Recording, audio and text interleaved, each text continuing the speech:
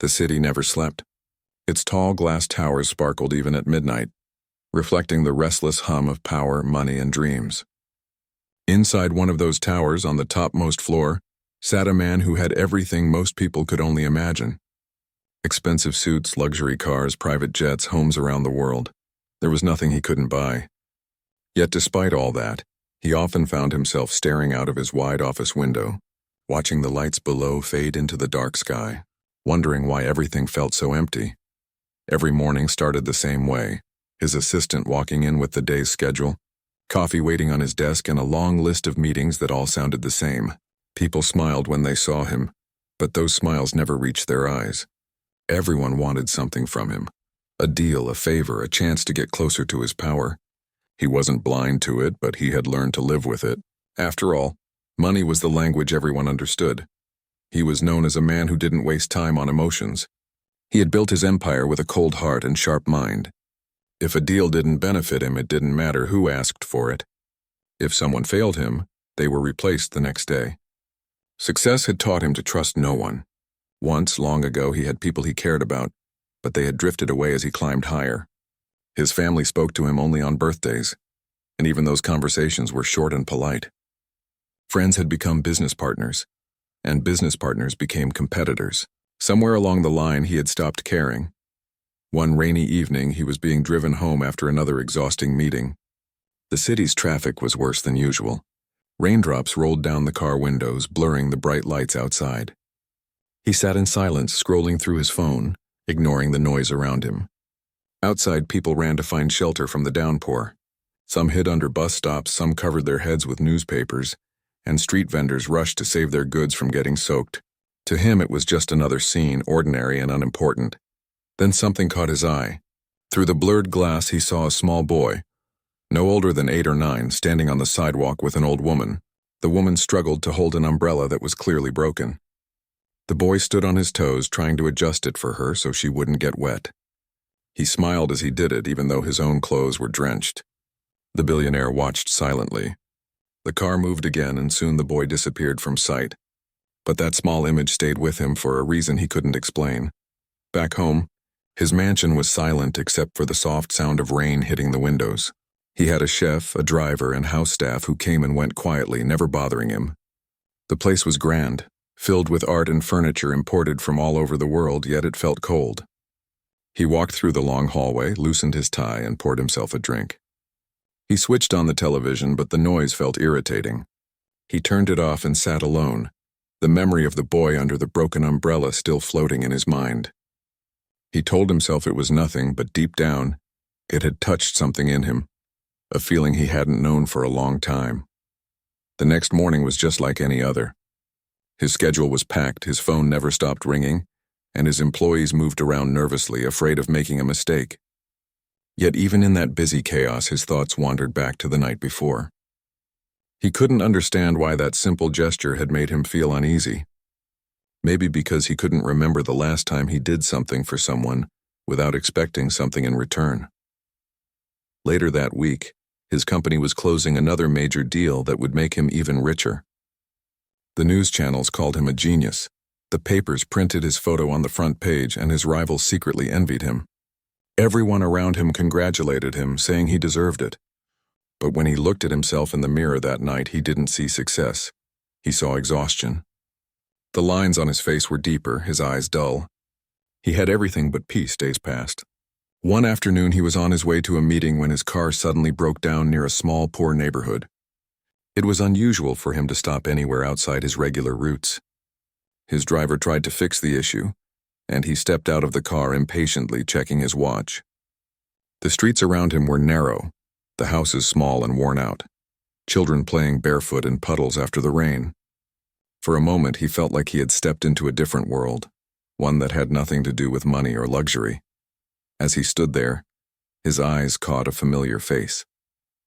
It was the same boy he had seen that rainy night. The boy was selling small bunches of flowers from a basket, smiling brightly at everyone who passed by, though most ignored him. Something about his energy felt warm, alive. The boy noticed the billionaire standing near the car and walked up to him. He held out a single wilted rose and said softly, "Would you like to buy one, sir?" The billionaire looked down at him and shook his head. "No, I don't need it," he said coldly, already turning away. But the boy didn't move. He took a small step forward and smiled again. "It's not for sale," he said.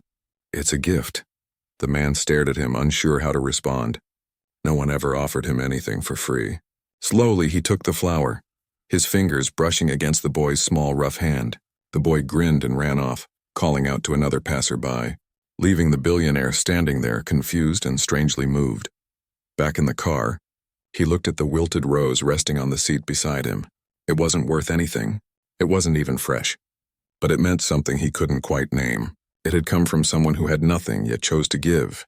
He couldn't remember the last time someone gave him something just because they wanted to. Not out of fear, not for money, not for favor. That night, the billionaire didn't go to his usual dinner party. He went home early and placed the flower on his desk. The small, dry petals looked fragile under the soft lamplight. He sat there for a long time staring at it, feeling a strange heaviness in his chest. He tried to focus on his work, but his mind kept drifting back to the boy's face, to that simple smile. It was as if that one moment had opened a door in his heart that had been locked for years. For the first time in a long while, he felt the weight of his loneliness. The empty mansion, the fake smiles at meetings, the endless chase for more, it all suddenly seemed meaningless. He wondered if people would still talk to him if he lost all his money. Would anyone visit him just to ask how he was doing? The answer scared him. The next morning, as the sun rose over the city, he sat by the window holding the wilted rose in his hand. He didn't know why, but he felt different. Something small but real had changed inside him. He didn't know the boy's name or where he lived, but he knew that meeting wasn't a coincidence. Maybe life was trying to remind him of something he had forgotten a long time ago, that sometimes the smallest gestures could touch the deepest parts of a person's soul. He placed the rose in a glass of water and watched it float gently. It wasn't beautiful or perfect, but it was honest, and somehow that honesty meant more than all the riches he had ever owned. For the first time in years, the billionaire smiled, not the polite smile he used in front of cameras, but a quiet, genuine smile that came from somewhere deep within. He didn't know it yet, but that simple gesture was only the beginning of something that would change his life forever. The following days moved slowly, but the billionaire's thoughts didn't. No matter how busy he tried to be, that image of the boy handing him the rose kept coming back. It felt strange, like a voice in the back of his mind whispering something he couldn't quite understand. He had received expensive gifts his whole life, rare watches, art, cars, but none of them had stayed with him like that simple flower. At his office, people noticed a small change in him. He wasn't as impatient as before. He listened a bit more, shouted a bit less. Still, no one dared to mention it. He was their boss, the man whose decisions could change their lives overnight. But something inside him was beginning to shift quietly, like the first crack of sunlight before dawn. A few days later, while leaving his building, he looked at the busy streets again. Cars honked, people hurried, everyone chasing something unseen. He wondered if that boy was still out there selling flowers. He didn't know why he cared, but he wanted to see him again. Maybe it was curiosity, or maybe it was guilt for brushing him off that day. Whatever it was, it wouldn't let him rest. The next afternoon, he asked his driver to take a different route home. The driver looked surprised but said nothing.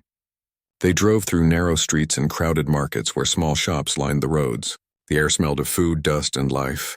People moved with purpose. Children ran after each other laughing. Vendors called out to passers-by. It was loud, messy, but full of heart, so unlike the world he lived in. After a while, he saw a familiar face again. The boy was standing near a corner, barefoot as before, holding a basket of flowers that were starting to wilt in the heat. Yet his smile hadn't faded. He talked cheerfully to everyone who walked by, even though most ignored him. The billionaire told his driver to stop the car. When he stepped out, the boy recognized him instantly. His eyes brightened and he ran up, still holding his basket. "Sir, you came back," he said, as if he had been expecting it. The billionaire didn't know what to say. He asked, "Why do you sell flowers here?" The boy answered with a shrug, "Because people like them. And when they smile, I feel happy." The man looked around. "Where are your parents?" he asked. The boy looked down for a moment, then said softly, "My father is gone. My mother stays home. She's not well, so I help her." His words were simple, but they carried more strength than the billionaire expected. There was no self-pity in his voice, only calm acceptance. "Do you go to school?" the man asked. The boy nodded. "Sometimes. When I can." The billionaire felt a lump in his throat. He wasn't used to talking to children, let alone ones who faced such hardship. He wanted to ask more, but before he could, the boy reached into his basket again and pulled out another flower, a small white one this time. "This one is for you," he said with a grin. "You liked the last one, right?" The billionaire took it silently. "Why do you keep giving them to me?" he asked. The boy smiled wider. "Because you looked sad that day. People who look sad need flowers more." That simple answer hit him harder than he expected. He quickly pulled out his wallet and tried to give the boy some money. "Take this," he said. But the boy stepped back, shaking his head. "No, sir. It's a gift." The billionaire stood there speechless. In his world, nothing was ever free. Every smile, every handshake, every favor, everything came with a price. Yet here was a child who had nothing, giving him something again, expecting nothing back. He wanted to say something, maybe even thank him, but words failed. The boy waved and ran off to greet another customer. The billionaire watched him go, feeling something stirred deep inside, a warmth he hadn't felt in years. Later that night, he couldn't sleep. He sat on his bed, holding the little white flower between his fingers. It was already beginning to dry, but it carried a strange sense of life. He thought about the boy's mother, about the small house they must live in, about how the boy smiled despite everything. The next morning, he made a decision without telling anyone. He asked his driver to take him back to that neighborhood. This time, he wanted to find out where the boy lived. The driver hesitated, but eventually agreed. They drove through narrow lanes until they saw the boy again, this time sitting on the steps of a small house. He was feeding his mother soup through the open door. She looked frail, her face pale, but she smiled when she saw her son laughing. The billionaire stayed in the car, watching quietly. It was a picture of love so pure that he couldn't look away. The boy noticed the car and waved, unaware that the man was watching him. The billionaire asked the driver to find out about the family, and within hours he knew everything. The boy's mother had been sick for months, and they were struggling to afford her medicine. The boy sold flowers every day to cover what little he could. That night, the billionaire contacted one of his private doctors and arranged for the woman's treatment, anonymously. He didn't want them to know who paid. It wasn't charity. It felt like something deeper. Maybe it was gratitude. Maybe it was the first step toward finding the humanity he had lost somewhere along the way. Over the next few weeks, he quietly checked on them through his driver. The doctor said the woman's health was improving. The boy still sold flowers, but his smile seemed brighter now. Knowing that gave the billionaire a peace he couldn't describe. In his own life, people started to notice changes in him. He smiled more. He asked about his employees' families. He stopped yelling when someone made a mistake. His assistant once asked him if he was feeling all right. He only nodded and said, "I'm fine, just thinking differently these days." The truth was, he was realizing how much of life he had missed chasing things that didn't matter. The boy had nothing yet lived with more joy than he ever had. That thought both humbled and inspired him. One evening, he drove back to that neighborhood alone. When he reached, the boy ran toward him excitedly. "Sir, my mother's feeling much better." "The doctor said she'll be fine soon," he said happily. The billionaire smiled and said, "That's wonderful." He wanted to tell the truth that he had arranged the treatment, but he didn't. He didn't want to take away the beauty of the moment. The boy then looked up at him and said, "Sir, thank you for coming back again. People like you don't usually come here." The billionaire crouched down to meet his eyes and said softly, "People like me forget too easily what really matters." The boy tilted his head, not quite understanding, but he smiled anyway and handed him another small flower. "This one's my favorite," he said. "It smells nice." The billionaire took it and inhaled the faint, sweet scent. "It does," he said quietly. That night, when he returned home, he placed the new flower beside the others. His desk now had 3 small, fragile gifts that had come to mean more than anything else he owned. For the first time in years, his home didn't feel so empty. He didn't know it yet. But this small connection, the bond between a wealthy man and a poor child, was about to change not just his habits, but his heart. The boy's kindness had cracked something open inside him, something that wealth had buried for far too long. And deep within, a part of him began to hope again for life, for love, for meaning. The billionaire's life slowly began to change, though he never spoke about it to anyone. On the outside, everything looked the same. He still wore the same expensive suits, attended high-level meetings, and signed deals worth millions. But inside, something was different. He felt lighter, calmer. The world that once seemed dull and gray now had color again. Every morning before going to work, he would glance at the small flowers sitting on his desk. They had dried up, their petals fragile, but they reminded him of the boy's kindness and innocence. Those tiny flowers were now more valuable to him than any luxury he owned. They made him feel something he hadn't felt in years: peace. He started to think more deeply about his life. For so long he had believed that success meant having more money, more power, more control. But now he was starting to see that maybe success wasn't about what he had, but about what he gave. The boy's simple gift had planted that thought deep inside his heart, and it wouldn't go away. One weekend, he decided to visit the boy's neighborhood again. This time he didn't want to just sit in his car. He told his driver to wait and walked through the narrow streets by himself. The people looked at him curiously, surprised to see a man dressed in fine clothes walking there alone. But he didn't care. He wanted to see how people lived, what their lives looked like away from the tall buildings and fancy offices. The boy saw him from a distance and ran over, his eyes full of excitement. "Sir, you came again," he said with his usual bright smile. The billionaire smiled back. "I told you I might," he replied. The boy looked proud, as if he had just met an old friend. He showed him his basket of flowers and said, "I saved the best ones today. You can pick first." The billionaire chuckled softly and picked a small red flower. He asked, "How is your mother doing now?" The boy's smile widened. "She's much better. The doctor said she'll be strong enough to work soon."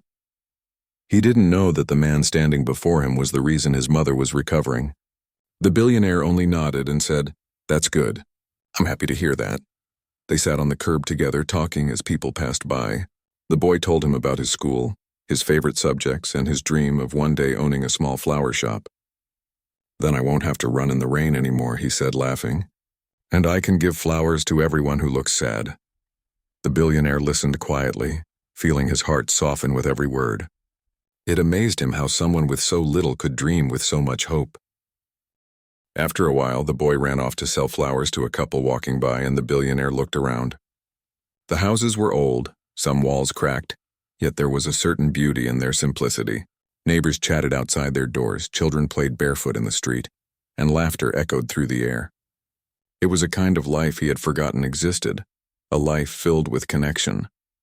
That night, as he sat in his office, he couldn't stop thinking about what he had seen. For years he had lived surrounded by walls of money, pride, and fear. Those walls had kept him safe, but they had also kept him lonely. Now slowly, those walls were beginning to fall, and all it took was a boy with a flower to remind him that being human was more important than being powerful. The next morning he made another quiet decision. He called his financial advisor and asked about funding a small charity project, something that could help poor families afford medical treatment. The advisor was surprised but didn't question him.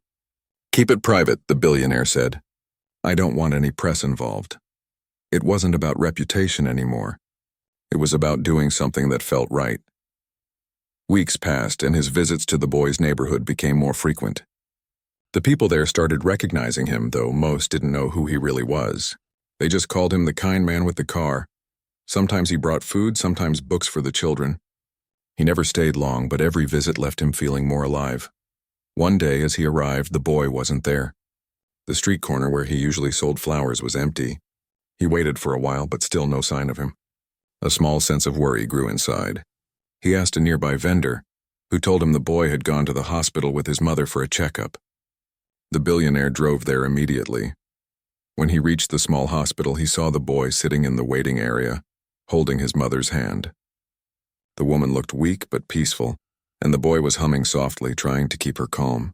The billionaire didn't go inside. He stood near the door and watched quietly. It was a private, tender moment between a mother and her child, and he didn't want to disturb it. As he watched, he thought about his own mother, how he hadn't visited her grave in years. She had raised him with love, teaching him kindness and humility, but somewhere along the way he had forgotten those lessons. Seeing the boy's gentle care for his mother brought those memories rushing back. For the first time in a long time, he felt tears in his eyes. They weren't tears of regret or sadness, they were tears of realization. He went back to his car and sat in silence for a long time. The city lights glimmered outside, but his thoughts were far away. He realized how disconnected he had been, not just from people, but from life itself. The boy had shown him something priceless, that happiness isn't bought, it's shared. That love doesn't come from money, it comes from care. And that even the smallest gesture can touch a soul that had long stopped feeling. Over the next few days, he made a habit of changing small things in his routine. He started talking to his staff kindly, asking about their families instead of only giving orders. He began donating quietly to causes that help children, schools, and hospitals. And at night, when he looked at the flowers on his desk, he no longer saw them as symbols of sadness. They were reminders of hope.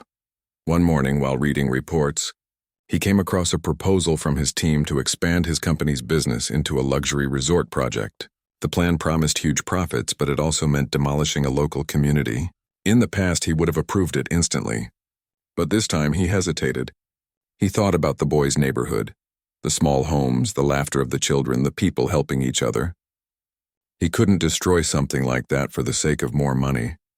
He rejected the proposal without hesitation. His team was shocked, but he didn't feel the need to explain. For the first time, his conscience mattered more than his profit. That evening, he returned to visit the boy again. The boy ran up happily and handed him a flower as usual, but this time the billionaire brought something for him too, a small bag filled with books, crayons, and drawing paper. The boy's eyes lit up with excitement. "For me?" he asked in disbelief. The billionaire nodded. "Yes, for you. You said you like drawing, right?" The boy hugged the bag tightly. "Thank you, sir. I'll draw you something special." He ran to show his mother, who waved gratefully from the door. The billionaire smiled and said softly, "Take your time. I'll come back to see it." As he drove away that day, he felt a strange sense of fulfillment. It wasn't the kind that came from signing big contracts or buying new things. It came from something simple and pure, a connection born from kindness. The boy didn't know it, but he had given the billionaire a gift far greater than any wealth could buy. He had reminded him that even the richest hearts can be empty until they learn to give. That night, as he stood by his window looking at the quiet city, he realized something beautiful. The world was still the same, but his heart wasn't. The boy had awakened something within him that money could never touch, a desire to live with meaning.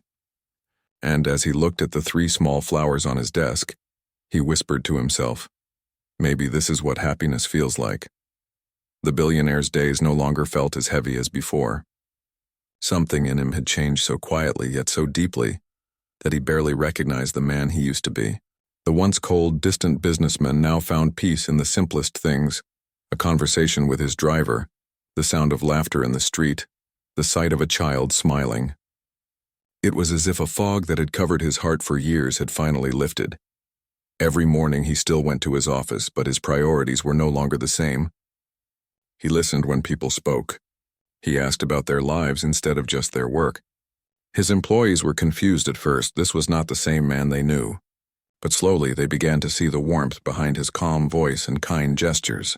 The atmosphere in his company began to change. People worked with more joy, less fear. Yet even as his outer world softened inside, he still wrestled with guilt. He thought about how many years he had wasted chasing nothing but numbers. He remembered the people he had ignored, the ones who once cared for him but walked away because of his pride. Now that he had rediscovered his heart, he couldn't help but wonder if it was too late to make things right. One evening, while sitting in his office, he opened an old photo album he hadn't touched in years. Inside were pictures of his parents, his childhood home, and a few friends he once had. There was one picture of him as a young man, standing beside his mother with a big smile on his face. It hurt to look at. He had been so full of dreams back then, dreams of creating something meaningful. Somewhere along the way, those dreams had been replaced by greed and competition. He decided to visit his mother's grave the next morning. It had been many years since he last went. He carried a small bouquet of flowers, the same kind the boy sold, and placed them gently on the grave. Standing there in silence, he whispered softly, I'm sorry. Mom, I forgot what you taught me. The wind brushed against his face as if answering him, and for the first time in years, he felt forgiven. When he returned to the car, his heart felt lighter. He knew what he wanted to do next. He no longer wanted his wealth to be just a number in a bank. He wanted it to mean something. In the days that followed, he started small. He donated money to schools in poor areas, built clean water systems for villages, and provided scholarships for children who couldn't afford education. He didn't do it for fame. In fact, he asked every organization to keep his name hidden. He wanted to help quietly, just like the boy had helped him, with no expectation of reward. But there was one person he couldn't stop thinking about: the boy who had started it all. The boy and his mother were doing better now. The mother had begun sewing clothes at home, and the boy went to school more regularly. Yet every time the billionaire visited, the boy still handed him a flower, saying, "For good luck." One afternoon, the billionaire decided to finally tell the truth. When he reached the small house, the boy ran up happily as usual. "Sir, look, my mother made tea for you," he said proudly. The billionaire followed him inside. The room was tiny but neat. The mother smiled warmly and thanked him for always being kind to her son. As they sat down, he said softly, "There's something I need to tell you." The mother looked curious. "It was me," he said. "I paid for your treatment." The room went silent. The woman covered her mouth, shocked. Tears filled her eyes. You saved my life," she whispered. The boy looked at him in disbelief. "You helped my mother?" he asked. The billionaire nodded. "Yes, but you helped me first." The boy frowned, not understanding. "How did I help you?" he asked. The billionaire smiled faintly. "With your kindness. You reminded me what it means to care." The mother began to cry softly, and the boy hugged him tightly. It was the first time in years that someone had hugged him without hesitation, without fear. It broke something inside him in the best way possible. He held the boy close and whispered, "Thank you." That day, he stayed longer than usual. They talked about life, dreams, and hope. He realized that happiness didn't come from the size of your house or the weight of your wallet. It came from connection, from being part of someone's story. Months passed, and he continued to transform, not just as a businessman, but as a person. He started visiting community centers, orphanages, and schools. He didn't just donate money. He spent time with people, listened to their stories, and encouraged them. Wherever he went, he carried with him one of the boy's flowers, tucked into his coat pocket as a reminder of where his change began. His assistants noticed that he smiled more during meetings. He didn't rush through things anymore. He made decisions that valued people over profit. When someone asked him what caused this sudden change, he only said, "I met someone who showed me what a heart looks like." One afternoon, while visiting a new school he had funded, a little girl ran up to him and gave him a handmade card. Inside, in shaky handwriting, it said, "Thank you for believing in us." He stood there, holding the card, feeling the same warmth he had felt when the boy handed him that first flower. It amazed him how something so small could touch his heart so deeply. His driver, who had worked for him for years, once said quietly, "Sir, you seem different these days. Happier." The billionaire looked out the window at the passing city and replied, "Maybe I finally learned how to live." One evening, he received an invitation to a large business award ceremony. They wanted to honor him for his success and his quiet contributions to charity. In the past, he would have felt proud. Now he felt indifferent. He didn't need applause. The real reward was in seeing lives change. Still, he attended. When he stood on the stage holding the award, he thought of the boy and his mother. He thought of the tiny house, the simple tea, the hug that melted the coldness in his heart. He spoke briefly, saying, "I once believed success was about how much you earn, but I learned that it's really about how much you give. Sometimes the smallest act of kindness can change a life, even the life of someone who thought he had everything." The audience clapped, but he wasn't thinking about them. He was thinking about that first flower, the one that had started it all. After the event, he went home, removed the award from its box, and placed it beside the 3 dried flowers on his desk. They looked ordinary to anyone else, but to him they were priceless. Each one told a story of kindness, hope, and change. That night, as he sat by the window watching the city lights, he felt grateful. grateful for the boy, for his mother, and for that rainy day when fate decided to cross their paths. He didn't feel like a billionaire anymore. He felt like a man who had finally found his soul again. He closed his eyes, a gentle smile on his face. The world outside still chased wealth and power, but he knew now that true richness was found in giving and caring in moments that touched the heart. And somewhere in a small corner of the city, a little boy was probably smiling too, not knowing that his simple gesture had melted the heart of a man who once thought he could never feel again.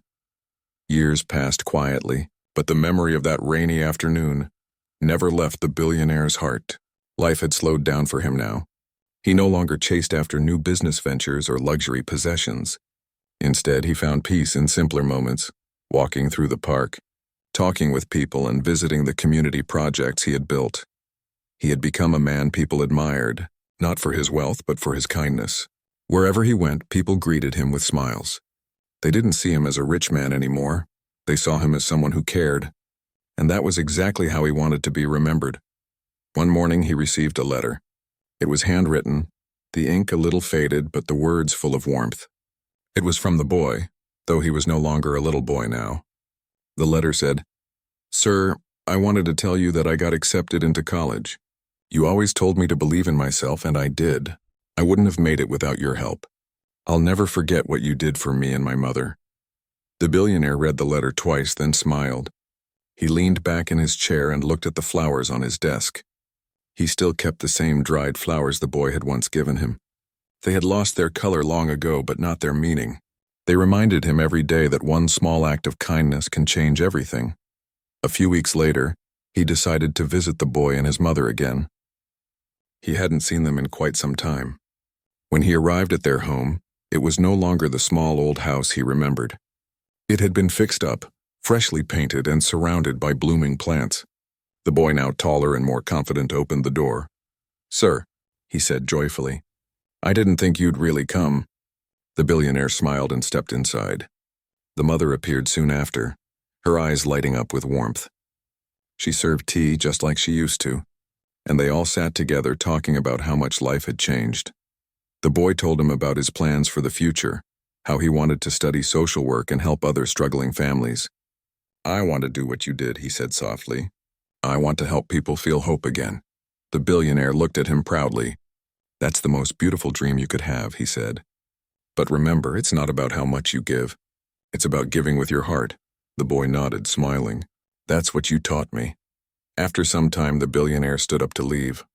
The boy walked him out just like old times, but this time, instead of handing him a flower, the boy handed him a small handmade card.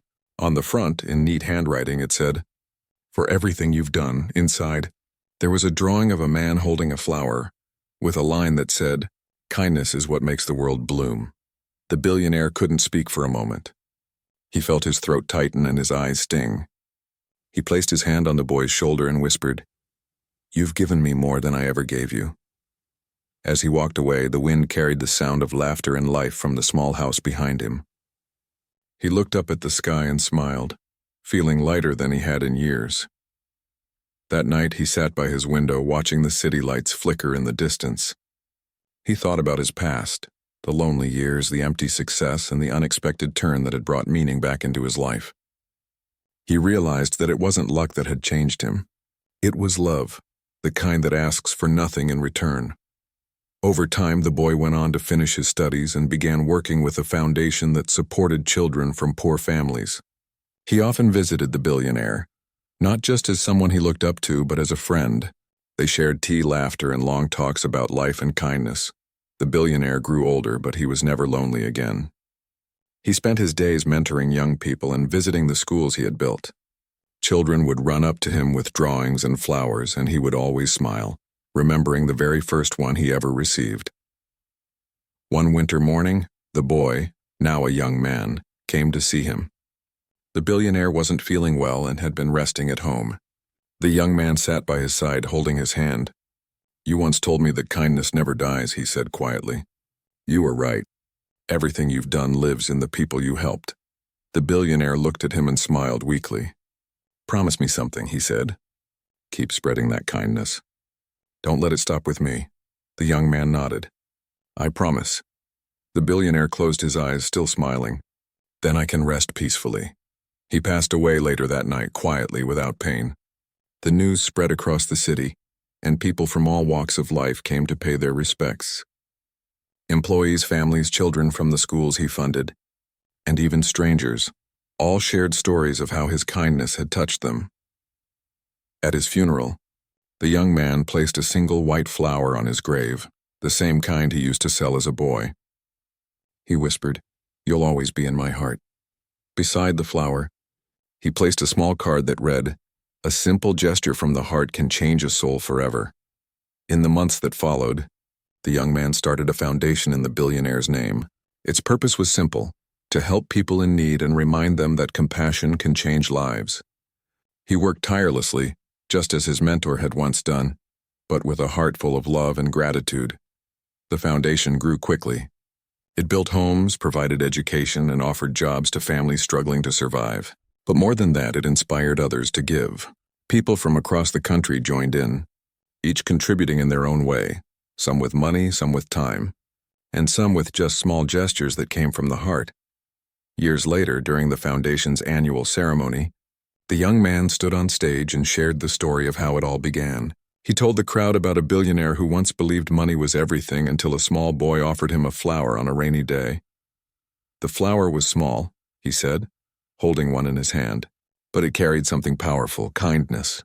It reminded him that no heart is too cold to change and no act of love is too small to matter. The audience sat in silence, many with tears in their eyes.